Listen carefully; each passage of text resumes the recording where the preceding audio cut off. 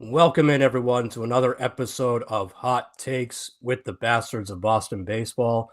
It has been a brutal week for your Boston Red Sox, and we are sure that plenty of you have plenty of hot takes to throw at us. We're going to dive right into them tonight. I'm your host, Jason Kelly. I'm here with Terry Cushman, Charlie Smith. Guys, not fun this week. Not fun at all. We've lost 5 in a row. That's the bad news. The good news, if you want to call it that, the Braves have lost, I think, 6 out of 7, and they're playing a double header today. So you would think advantage Red Sox, right? Going into tomorrow. So, but we got Giolito going first. I forget who he's facing Grant Holmes, who kind of tuned us up pretty good. Then we've got Walker Buehler versus Spencer Schwellenbach. I don't really like that matchup for us. And then Garrett Crochet on Sunday. I forget who he's going up against, but Spencer Strider. Oh, Strider. Oh man, that's the only game I'm not going to see when I'm there too. That would have been a fun one. But anyway, so they still got their best pitchers, but maybe they'll be a little bit worn out by the time we get there. That's the hope at this point. Yeah, you have to hope that you just run into a team that's struggling or is about to start struggling because, geez, this team just can't catch a break, and plenty of to dissect with it. But you guys, we asked for your hot takes. You gave us a lot this week, which that tends to happen when the team is in free fall. So we do appreciate the interaction, and I'm gonna just jump right ahead to the one that kind of caught my eye because it's a thought that I had at the very time when it happened, and I couldn't agree even more now as we head to almost June 1st. This one's from at Erratic Earl, and he says Marcelo should have been the call up after his blazing spring training over Campbell. Says low hanging fruit now, sure, but Christian did hit like 150 or something. I think his batting average is a little bit higher than that right now, but essentially he's saying Marcelo Meyer should have been the one to start the year on the big league roster rather than Christian Campbell. And I agreed at the time. I thought Meyer had the best spring of the big three. He looked the most ready. And they chose Christian Campbell, which at first looked like a good idea. His first couple weeks looked good. Now he looks completely lost. And he's in just an awful stretch, both offensively and defensively. So, Marcelo Meyer's up now, but he's only up because Alex Bregman got hurt. If Bregman was still healthy, I don't think Meyer would be here. So I think that's a pretty strong take, actually, because I just feel like they rushed Christian Campbell. I tweeted that out a couple of days ago. People were jumping all over it, but he does. He looks rushed to me. Not saying he's a bust. That rush does not mean bust, but it looks like he needs to go back down and figure some stuff out. What do you guys think? Yeah, so really quickly, when it came to Christian Campbell, one interesting thing, and I might get reamed for bringing up stats. This isn't off of a sheet or anything for those listeners that think that this is how it's happening. If you watch Christian Campbell in the month of May in relation to what he was doing in the month of April, this was someone that was consistently drawing walks, had really good plate discipline, was being very patient at the plate. We were winning a lot more games than we were losing when he was in the lineup. Now it's almost the exact opposite. The number of games we're losing is the number of games we won the prior month. No, that's not on a sheet. He's also got a really bad chase rate. Like it's increased 30% or 35%, something like that. He's striking out almost the same number, if not the same number of times per at bat. And his walks have gone down from 15 last month to 5. So you're seeing that correlate with the fact that he's not hitting the ball for power. He only has one extra base hit in the month of May. He doesn't feel comfortable. We've thrown him into basically like the lion's den of trying to learn more than one position. The kid is 22 years old. He's still trying to come into his own. And we're like forcing his hand. Yes, I know this is going to be discussed. He had a really ugly throw to home. Get the out at first. Try to get out of the inning. Because at this point, I've been saying this for a while. We can't even do the small things right. And that's why this team is struggling. But Yeah, dude. I mean, Marcelo Mayer, the first game, he struck out, I think, 3 times in a row before getting, the ball into play. And then the following game had a single and a double, and he's looking okay so far. If the Red Sox start winning, I think that's also going to translate to a little bit better success for Campbell, because you don't go from, it's like the Trevor Story thing. Like, I don't understand how you go from like tearing the cover off the ball for an entire month and just turning into Bambi on ice the next month. It's ugly. And so I think that Campbell, whether it be time back in the minors and try to work on a couple things before he comes up, I don't think that Christian Campbell is oh my god, that player that was like the career minor leaguer, what's his name?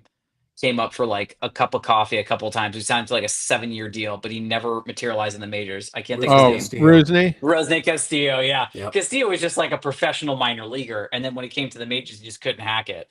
I don't think that's this. I think this is just someone who's put on more pressure onto himself because he knows he didn't do well the last game, and he's trying to make up for it. But if you start chasing ugly pitches, pitchers are going to take that into consideration, realize we don't have to throw him cookies. We can throw him stuff outside and he'll swing. It's like the Javier Baez effect, where Javier Baez was swinging at literally everything, a pitch in like an entire strike zone over to the left. And now he's all of a sudden like finding Jesus and becoming relevant again. So yeah, I think he could benefit from some time away, correct some things. It's not like the Red Sox are going anywhere right now. So whether or not he's in the lineup, he's not moving the needle. So perhaps seeing some time in AAA would be more beneficial for him. But happy that Meyer's here right now.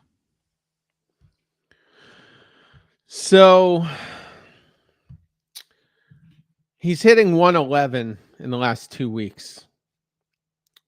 An on base of 185. This is not a short slump anymore. This is an extremely painful slump. And one of the things you want to see with your prospects is that they can make the adjustments. When the pitchers catch up to them, eventually they can, they can switch things up and kind of regain somewhat of an edge. And you're just not seeing that with Campbell. One of the things he just seems to be prone to is they'll attack him inside for a couple of pitches, and then once he's up to 2 strikes, they'll throw a slider away, and he either whiffs or strikes out looking. And striking out looking is really a team-wide thing right now. It seems like a lot of them are prone to that. But anyway, so eventually we have to see him figure it out. And they're not doing him any favors by playing musical positions. I guess finally he will play first base in one of the Atlanta games. I don't think it's a good idea, but that's what they're going to do. I just leave him at second. Don't mess with it, but they want to mess with it. And with Marcelo Mayer, he had the best spring training of anyone. Was really good, making good contact. He's come up since his call up, and he's essentially done that. Now, here's the crazy thing. If Bregman doesn't go down, he's not called up. He is not called up. And the even crazier thing is he goes from not being good enough to be called up to only being good enough to be called up because Bregman got hurt to batting out of the 4-hole, as Delfino pointed out last night. So suddenly you're hitting in a spot where Manny Ramirez and David Ortiz used to hit. Those are the types of guys we would have in that spot. At least your first 2 championship seasons. And the bar is just set so low. I can look it up in a minute, but last I checked, and this was a handful of days ago, we were hitting 171 out of the 4-hole. And the bar is just set so low. Bobby Dahlbeck, Cora was batting him there at the height of his slump as recently as 2023. He'd be the 4-hole hitter for some reason.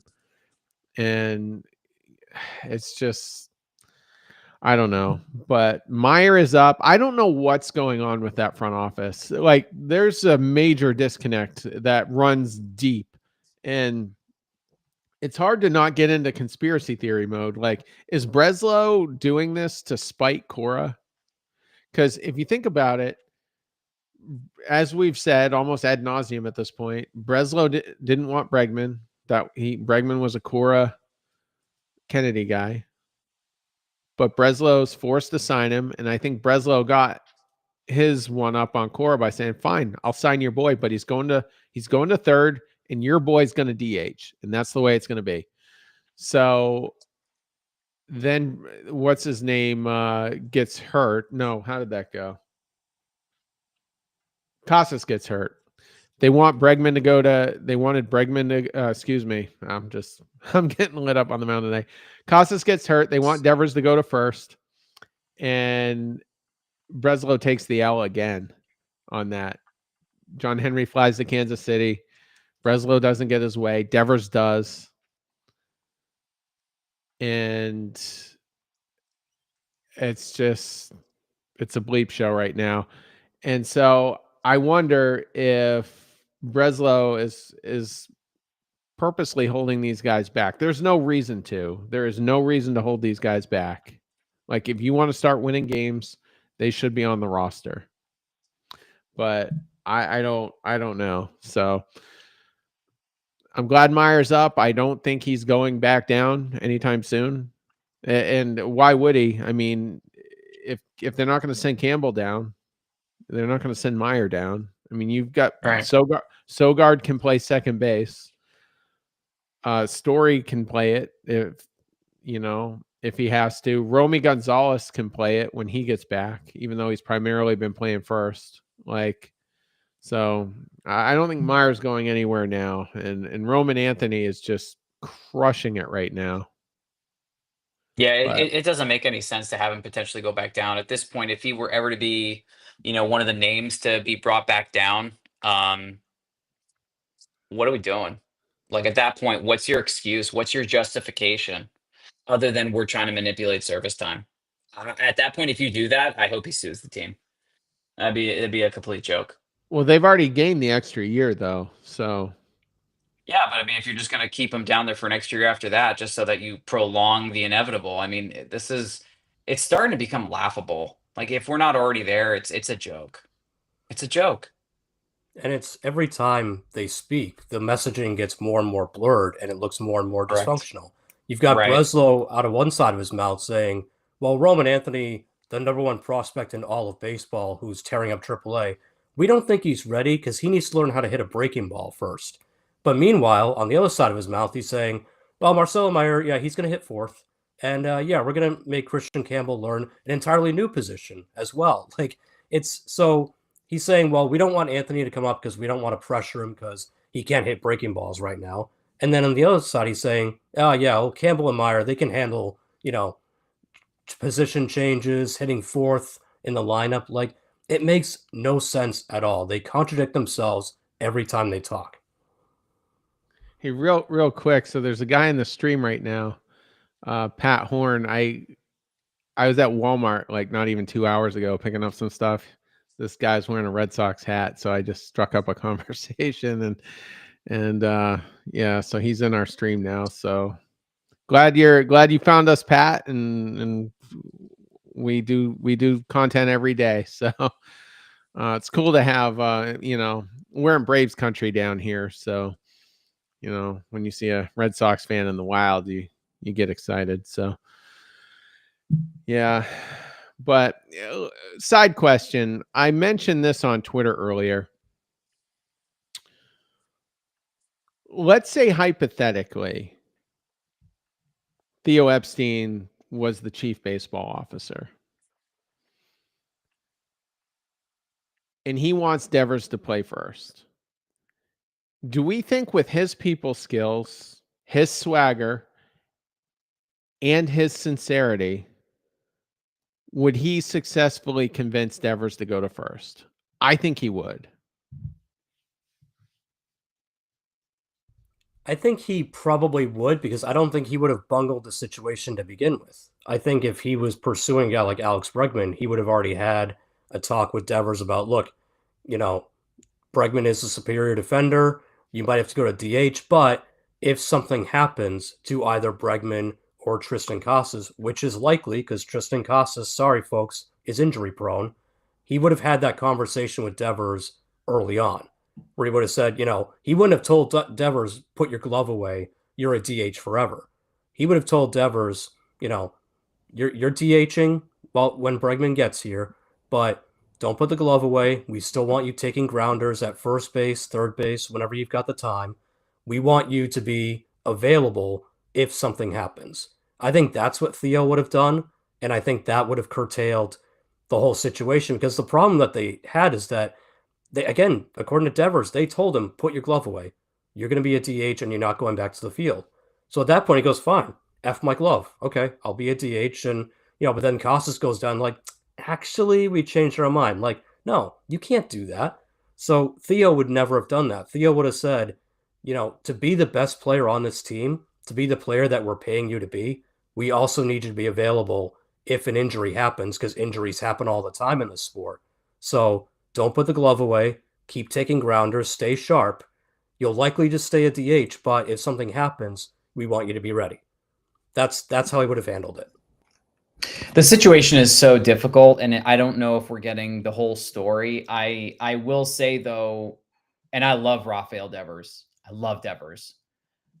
I don't know the argument that you can make at this point that still says, oh, yeah, when I look at him, the first thing that comes to my mind is leader. I don't know. And I love Devers. Like, if I were here and he were to be like, Charlie, like, that was some BS. Like, you totally called me out, and that wasn't cool. Sometimes the right decision in this case is the hardest one for literally everybody, including him. Like, if he goes over to first base, everyone's going to be like, wow, what an absolute G. He would have made ownership and everybody look foolish because, hey, he's going to have growing pains. He's going to struggle. I don't know how much of a difference it was going to be on his bat. I mean, he's absolutely torching it now. He's got 50 RBIs on the season and he's leading the majors, which is crazy because I didn't think, looking at our team right now, that we are going to have the guy that's leading in any category, and he's leading in 2. He's drawn the most walks. He's knocked in the most runs. Is that a direct correlation for him not playing third base or not playing first? I don't know. I don't think so. But as soon as Bregman went down, the first thing that went to my mind was Devers going to go back to third. The second that didn't happen, his stock at this point is going down as far as like a leader is concerned, because you want to play third base. Here's your opportunity to play third base, and you're not doing it. You're now kind of sticking it to the team too much to the point where now you look like a jerk. And I love Devers. But it hurts to see it because every single time his name's in the lineup with the DH next to him, he's hurting this team. We lost arguably the top 2 biggest bat on our team. You could say he was the biggest bat. You don't replace him with another elite bat. You've replaced him with a rookie who should have already been here and is not on the team. He was not on the team to start the season. Like, we have messed this whole season up from game 1. There were so many other things that we've done, and I'm going to get to that point on another hot take. But, dude, I mean, it's brutal. And honestly, like, I don't blame people that say I can't watch the game right now because it's an unwatchable product. Does Devers have to be a leader, though? Well, he has to be a leader. Who's but your leader? Does he have to be the leader is, I guess, what I'm really trying to ask. How many other players, Terry, in Major League Baseball getting paid over $250 million and are not leaders? Well, like I said, I think he does have to be a leader. I think he has to be a positive influence with his teammates and stuff like that. But I think everybody's obsessed with wanting him to be the guy, and I don't think he has to be. Like, when David Ortiz was here, was he the leader? Was he ever like advertised as that? Because it was Tech for a while.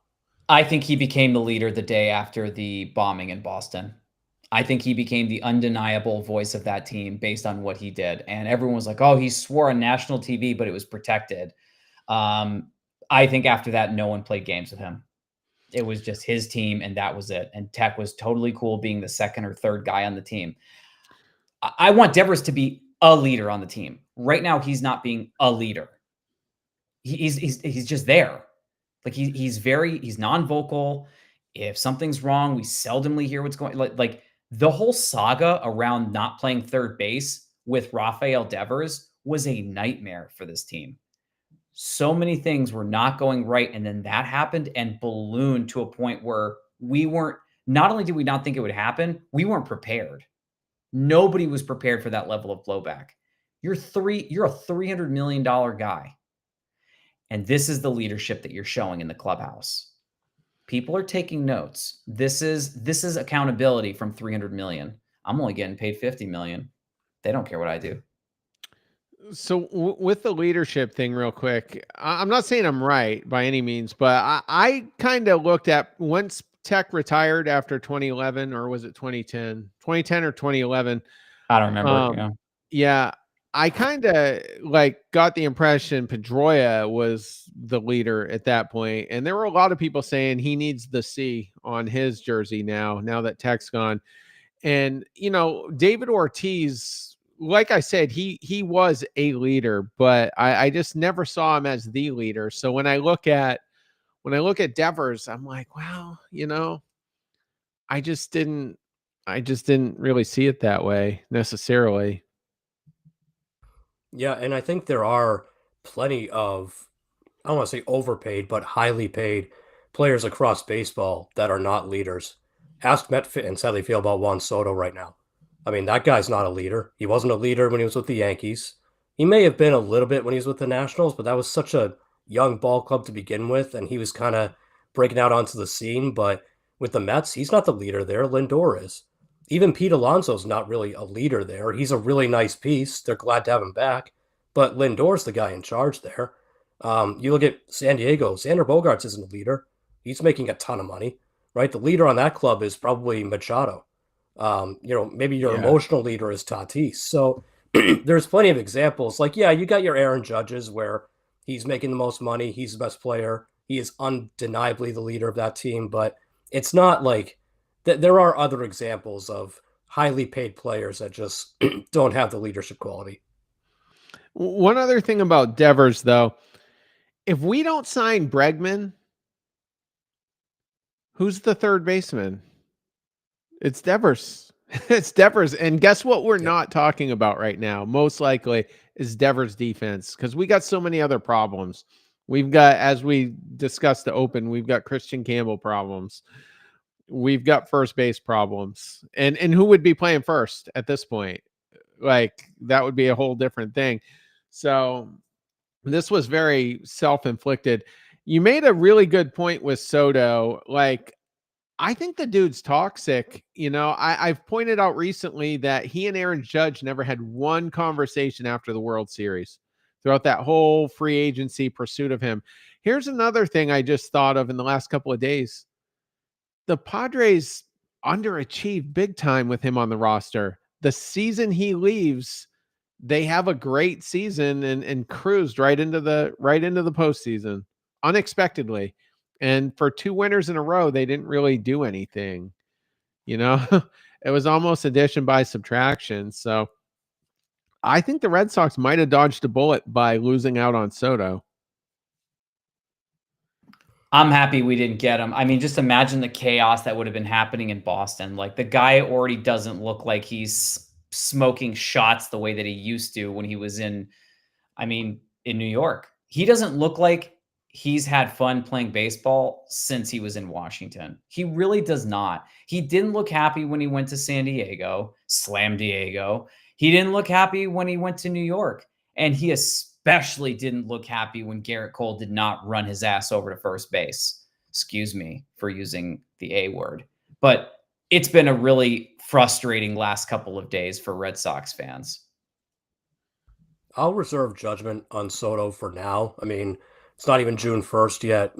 Mets have kind of been up and down this season. I mean, to say that, I don't know if I'm going to sit here and say I'm happy we didn't get him. Obviously, it's a huge contract. But yeah, I mean, at the end of the day, I don't think he's a big character guy. But I knew that when they were allegedly pursuing him in the offseason. He's not a, you don't sign him and expect him to lead your clubhouse. You sign him and you hope that you have a healthy clubhouse that he becomes a big part of. So I think that's the issue with the Mets is that, like, he's just, maybe Terry's right. Maybe he's poisoning the well a little bit. And with them kind of being up and down, having a character like that can hurt a lot. All right, so why don't we do the next one? I'm so bad. I know what the take is, but I don't remember who. Well, I can tell you the one that has been on my mind. Oh, I got it right now. So, Fire Pete Fatsy says Alex Cora is a top 5 manager. Now, I want to point out one thing. Maybe he is a top 5 manager, but he's not managing like one, and things do get stale. And, Terry Francona probably didn't do the best job in 2011. He was a top 1 or 2 or 3 at the very worst managers in Major League Baseball at that time. And, people can run their course. And so I was just as fast as I could going through all the teams real quick. Why don't you guys give me a yes or no as I go through all of them? And then if you want to talk about anyone specific, we can do it. But here are people that are potentially better. So yes or no, is Kevin Cash a better manager than Alex Cora of the Rays? Oh my God, yes. Yep. Okay. I didn't think I'd put this one on here, but they're in the playoffs every year, just about. Aaron Boone, better manager than Alex Cora? No, I can't go that far yet. I think they're the same. Aaron Boone has Aaron Judge. Like Aaron Judge is on that team. There's a reason why that team continues to do damage. Garrett Cole's also in the rotation. I'll shut up. Next. All right. I'll agree. I'll agree with that. AJ Hinch, yes or no? Better than Cora? Yep. I reserve judgment because I can't stand anything Houston related. So screw all of them. Next. All right. Well, I'll say yes, and there'll be at least be a majority. Bruce Bochy, yes or no? Yes. Yeah. Okay. So we've got, even with a walker, I don't care. Okay. Here's another one that this guy I think is at a minimum in the very underrated category. Mike Schilt, the current Padres manager, did a very good job with the Cardinals for a few years too. I would say sure. Man. Can I say push? That's a tough one. I'm gonna say yes. And I'm gonna say yes. And dude, I think they lose Juan Soto. They got a haul for the Soto trade when they made that move. I think he's done an incredibly good job of managing Manny Machado and Fernando Tatis and the rest of that team. There has been a little bit of chaos with a couple of players kind of going after each other, and he shuts that down. I can't say that that's happening here in Boston. I would be okay if he was here. Go on Twitter and look for his speech in the Cardinals dressing room when they knocked the Atlanta Braves out of the 2019 playoffs. He F-bomb after F-bomb after F-bomb, but he was firing that team up. And I'm going to say yes, based on results and based on leadership, he is better than Alex Cora. So I'm going to say yes with Mike Schilt. This one's probably going to be an automatic yes. Terry Francona. Yes. Another interesting one. Yeah, I know. Torey Lovello. Yes or no? Better than Alex Cora? Yes. Yep. He built that entire team down there. Current Chicago Cubs manager Craig Counsell. Better than Alex Cora? No. Really? Oh. He didn't do enough with Milwaukee. I don't know how he got that contract. He didn't do nearly enough with that team. We'll see with the Cubs now, but what'd you say? Push? I'll he say said no. Yeah, oh, you said no. Earlier though, for Schilte, you said this push. one's a definite no. Yeah. I'm not going to say no. I would say push to this one. Huh. I mean, the Brewers got in quite a bit with a fairly low budget, so But they've I kind of had a sneaky good team too. They've had some players that have way over their pitching kind of. program has saved them. But all right, well, we'll say no for Council. I'm a little surprised, and the Cubs are crushing it this year. But all right, who else do we have? Actually, I didn't get a chance to finish it, but I know there's one or two more. Let me just do it real quick. Dave Roberts, yes or no, better than Cora? No. Dave Roberts only has to manage people. He doesn't have to manage a team. Those guys Yeah. do their own thing. That's Yeah, the just- easiest job in LA. I mean, honestly, the two easiest jobs in LA are manager for the Los Angeles Dodgers, weather person in Los Angeles. Easiest jobs in Los Angeles. That's all you have to do. Like, Yeah. yep, how's the weather going to be? Sunny. Great. How are the Dodgers going to do? We're going to do awesome. Great work. Yeah, with that roster, just because you get to bring a bazooka to a knife fight every year doesn't make you a good manager. So Yeah, no. agreed. He has All an easy right. job. Two more on the list. I agree. I don't think he's good at all, and I don't think he has any control. I think it's an analytically driven team. He's given the 100%. binders at the 100%. beginning. Yeah. Oh yeah, the Dodgers just signed another. They just traded for another closer. They got Alexis Diaz from Cincinnati. That got Who's been finalized. struggling. Yeah. That's the Edwin Diaz's younger brother, the closer in New York, coincidentally, which I think is hilarious. All right, Brian Snitker, yes or no, better than Cora? I would say, yeah. I'll go yes. Yeah. Yeah. All right, I'll be complicit. Is it Carlos Mendoza with the Mets? His last name's Mendoza. I'm brain farting here, but Yeah, I believe that's right. Yeah. better. I see. I mean, he's had two very good seasons. You know what? I don't know. Is he? They went to the NLCS and they're 12 games above 500 this year. I don't watch enough Mets games to comment, so I'm Yeah. gonna say I have to pass because I genuinely can't say that I'm team gonna also. say, yeah, I'm gonna say no just because he's too new. He's only Too been new. there 2 seasons. Like, yeah, not a big enough sample size.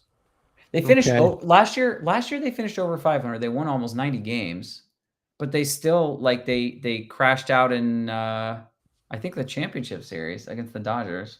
But again, that's a high octane team against high octane team. You have a ridiculous payroll. I expect you to do very well. All right, last one. Rob Thompson, Philadelphia Phillies. Yes or no? Again, They also have another crazy team, elite staff, crazy offense. I expect you to do well. You know, like if the Marlins, for example, were like in second or third place, I would mention their manager because their payroll is like, I don't know, Tuesday's payroll in Los Angeles. You know, I'll say yes on Thompson. He's in a very competitive division apart from the Marlins. Philly's had some injury problems over the past couple of years that he's been able to find his way around. So I'll go yes on him, but it's a very tepid yes. Like it's not a slam dunk. It's just sort of a yeah. I mean, at least you don't finish under 500 4 out of 5 years. So yeah. I'll agree with you because it's a stacked division, and yes, he has a stacked team, but you know they seem to get it done, and I mean he can really solidify it if he goes to the World Series again, and then on top of that wins it. But yeah, I just think with Alex Cora, I mean, there's a lot of. He was asked today if he's worried about his job security, and he said no, not really. So. The not really part, I don't know, but I think he's safe. But he's not doing a very good job. I just think perhaps maybe he feels too safe, and that's made him somewhat complacent. Yeah, that's what I was going to say. I think he's safe, and I think he knows he's safe. Because in his mind, he's going, I just signed a 3-year extension. So they just made me, the second highest paid or whatever. So he's like, what are they going to do? Fire me? Okay. You still owe me the rest of my contract. So either I stay here and manage so I don't get fired, or you fire me and I'm set up for life. I've got life-changing money now, and I can go to as many graduation parties as I want. So I think there is a little bit of, he's just sitting there going, look, this is the roster you gave me. It's still a flawed roster. The GM or the PBO, whatever you want to call him, won't call up the number one prospect in baseball. So what do you want me to do? Yeah, I think Cora knows he's safe, and that could be a problem. Shocked you didn't mention Ron Washington. I know you like the old time guys. I thought we were going to go there. Love Ron Washington, but Yeah. they're still below 500, and I don't think that's True. necessarily fair because it's the Angels and they don't make a lot of smart decisions during the winter. No, they don't. But yeah, I do like him. He had an interesting moment with Aaron Judge yesterday. I don't know if you guys saw it, where he just intentionally. Oh, you saw that? He walked him twice. Yeah, and then Judge did a tip of the cap, and they made eye contact as it was happening, and Washington just laughed. So you can see the mutual respect there. But I mean, if he was a free agent, I would love Ron Washington in Boston. I just think yeah. And another thing I want to point out, I don't have their exact ages up, but Dave Roberts is relatively young. He might not be 60 yet, but he's not super young. Wins the World Series last year. Bochy's in his 70s, wins it 2 years ago. Who was 2022? That was Brian Nope. That would have been Dusty Baker. That's who it was. 2022 is Dusty Baker in his 70s. And then the year before that, Brian Snitker, who was mid to late 60s. So I don't, anybody who says you need a young guy to relate to the players, I'm calling BS. I mean, you don't want a Tony La Russa type guy, but there are some older managers that can effectively lead and positively influence young players. And I think the last 4 years has been pretty solid evidence of that. Yeah, and so far, none of the young, up and coming, oh, he's going to be the next great manager. None of those guys have really quite done it yet. I mean, except for Cora, really, in 2018. But you could argue that 2018 team, I mean, anyone could have managed that to a World Series. They were so stacked. So, all these other guys, Council, Boone, like all these former players that are now becoming managers, they just haven't proven it yet. Even Kevin Cash, who I really like, and a lot of that's not his fault. Tampa doesn't spend money, but he hasn't gotten there yet. So yeah, it's something to be said for that. That these young guys are always going to get preferential deference when it comes to the coaching market, but sometimes the old guys know what they're doing. And Ron Washington is 73 this year, just for the older record. Side. So not another older guy. So yeah, Charlie, what's your hot take? Yeah, so my hot take. Let me go back to it. Hold on, I just had it. My apologies. I had it and then I closed it by accident. So this is actually going to come to us from somebody that we. Hold on, where did it go? Oh, it's terrible. Hold on 1 second. Sorry, good one, everybody. Cushman. Yeah, good one, Cushman. Exactly. So March Madness ends up writing, it will take the Red Sox hitting absolute rock bottom before any real change is made. Here are the facts, and thank you, because it's been a little bit, so I hope you're doing well, Lori. The Boston Red Sox opted to trade from a, quote, position of depth when they traded Chris Sale away and got Vaughn Grissom.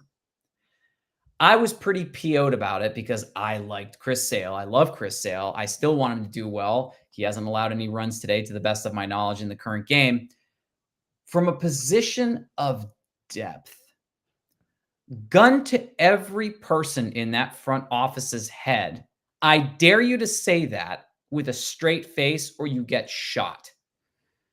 You traded away the future Cy Young Award winner in the National League who got the Triple Crown for a player that you don't even have on your Major League roster right now. That is rock bottom. That is setting yourself up for failure, because imagine Chris Sale, Garrett Crochet, Lucas Giolito, Walker Buehler as your 4 or your 3, depending on how you shift your rotation around. And then Bayo, Houck, Crawford, whatever. You have 1 or 2 of those arms in the bullpen for long relief. A position that we don't have depth in, that we need depth in. The Red Sox shot themselves in the foot by making stupid decisions, dumb trades that did not help the team. It rather hamstrung the team because it only forced their hands. I mean, now we're like hoping for last year James Paxton to do damage, Rich Hill to do damage. Like it's like it's reverse. I don't know what the mindset was. It was just stupidity. It was just stupid. You're trading away arguably one of the best pitchers that we've seen in the last 10 years for the hope that Vaughn Grissom hits. Oh yeah, and you're also paying that team 16 million, I think, each year, right? Last year was 16 million and this year was 16 million if I'm not mistaken.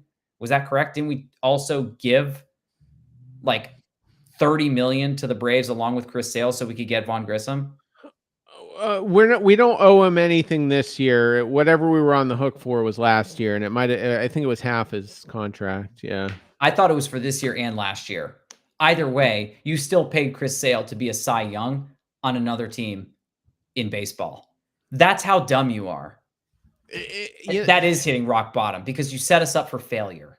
You screwed us last year. And then not only that, we're not you, Terry. You didn't screw us this year. You screwed us, multiple times, multiple years.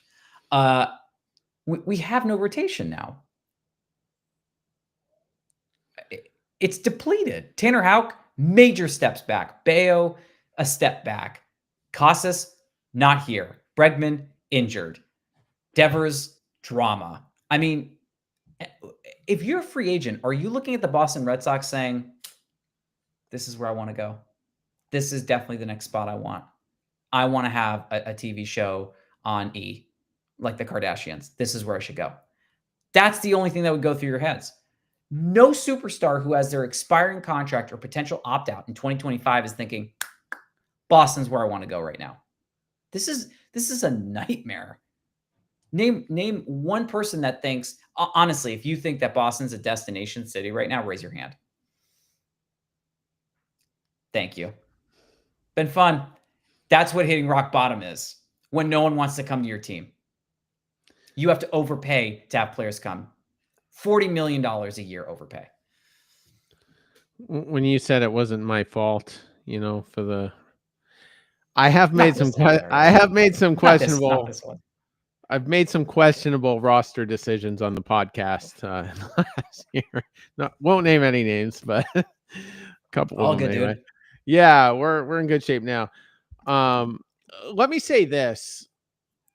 I didn't hate the Chris Sale trade at the time, and I'll take it a step further. If he pitched in Boston last year, he might have been very good, but I highly doubt he would have won a Cy Young in a Red Sox uniform in Fenway Park. I think the Braves was the perfect team for him. He's surrounded by studs. I mean, just look at all the players behind him. Austin Riley, Ronald Acuna, Ozzie Albies, Matt Olson, the DH there that beats his wife. Ozuna. Yeah. Tons of talent around him, and Strider hadn't blown out his elbow yet. And he was in a perfect situation where he was able to thrive in a relatively low pressure environment. Last year, he would have had Cutter Crawford pitching after him, which would have been fine in the first half, but not so much the second half. And Bayo losing his mind 2 out of 3 starts every time. So I don't know. We got fleeced though in hindsight. Yeah, we did. And look, Vaughn Grissom right now hitting 261 in AAA with only a couple of homers, so he's still trying to figure it out, still trying to get back to form. I still don't really regret the Sale trade. It was time for that era to come to an end, even though they had to eat some money on it. Terry's right. He wouldn't have done what he did with Atlanta last year. He wouldn't have done it here. Especially with Andrew Bailey's stupid philosophy of throw nothing but breaking balls and don't throw your fastball. Like, Sale would have hated that. And he probably would have hurt himself trying to do it. So I don't think it was a good fit here by the end. And yeah, the trade sucked. I mean, we definitely lost out. But who knows? Maybe Vaughn Grissom figures something out, becomes somewhat valuable here down the stretch. But Yeah, it was just time to make that trade. It was time for the Chris Sale era to come to an end. And also another guy who's thriving, not with Andrew Bailey anymore. I'm trying to pull up his numbers. Nick Pivetta has a 2.72 earned run Unreal. average, fairly low, a 1.01 whip. So, and he's never been a guy who walks anyone, so his whip's always been fairly low. He's 5-2 right now. What's his strikeout per 9? Because that's my favorite stat. 10.1. So well above league average. I don't know who the Padres pitching coach is, but he did come from Cleveland. And if you're going to pluck a guy out of a system, Cleveland's probably a top 3 or 4 team to do that. And then Snell won the Cy Young there last year. They turned Joe Musgrove into upper rotation type guy when he's healthy. And I'm not an Andrew Bailey guy, but he's very fortunate right now that Peter Fatsi is taking most of the bullets.